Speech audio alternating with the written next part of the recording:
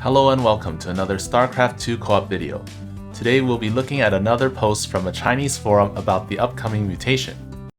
The most noticeable mutator is going nuclear because on this map, the attack waves don't come with hybrids. If the enemy is Zerg, there will be one hybrid Reaver on the left, 2 Reavers and 1 Behemoth on the right, and 3 Behemoths and 3 Reavers in the center. All of these guys are melee explodey guys. In this case, mutually assured destruction will be more noticeable, but if the enemy is Protoss or Terran, then the hybrids will be destroyers and dominators, which are easier to dodge.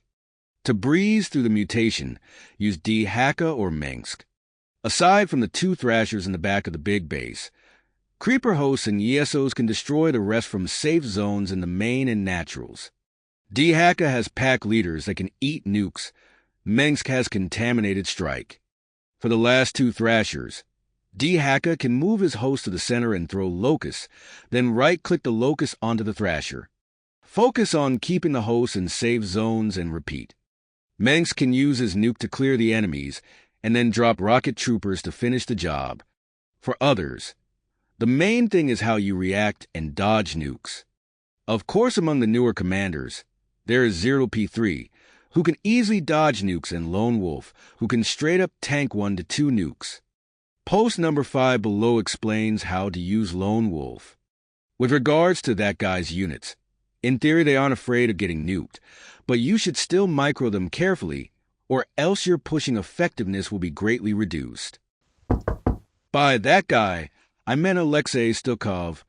Next week we'll be eating chicken on Oblivion Express. The strength of Oman's units is the same as regular Brutal, so you just need to kite a little to dodge the death effects.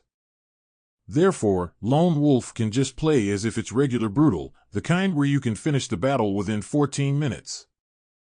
If you are good with multitasking, you can dodge nukes more easily by switching screens. Tychus and Sirius will mainly be the ones attacking the Thrashers. Sam is there for extra damage. Nux will deal with attack waves at the natural. You generally won't even have a chance to get the 5th outlaw. I only tried using 2 outlaws the entire time when I tried to do it in 14 minutes with Lone Wolf. But before, it was Lone Wolf and someone on Temple with going nuclear and kill bots.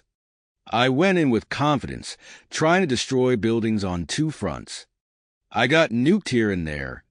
So with going nuclear, fighting on multiple fronts just isn't my thing. For the Void launch mutation would just die, and going nuclear in N weeks, I beat it with Zeratul, Tychus, and D-Haka. D-Haka breezes through it from home.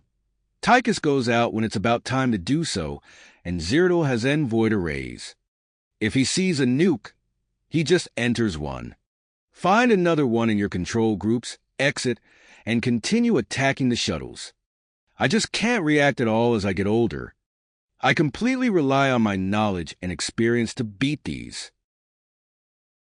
Perhaps how others play this map will be different, but for me, on Void Thrashing, Tychus and Sirius attack a base together, keeping some distance between them.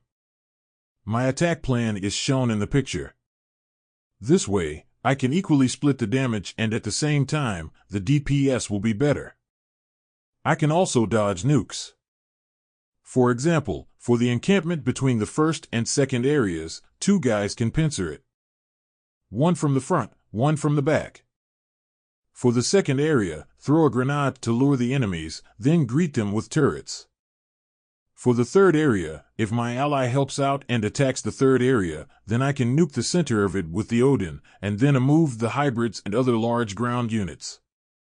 Sirius and Sam can enter the battlefield under the protection of Odin's nuke. Sirius's anti-air turrets and Invisible Sam, who can throw 1,000 damage grenades and A-move Thrashers, can deal with this area by the 11 to 12 minute mark. If my ally is not very efficient, then I will nuke the right base. Sirius will go in afterwards. After taking out the third area, I'll get the bonus. Nuke the center of the 4th area at 14 minutes. Fighting on multiple fronts with going nuclear requires the player to constantly switch between screens, which is quite tiring. This will only get better after you upgrade your armor to level 4 or beyond. If the enemy comp is a ground one, the muscles will make this a bit easier. They can freely tank nukes. 2 of them have 2000 HP. 1 of them has a healing stick.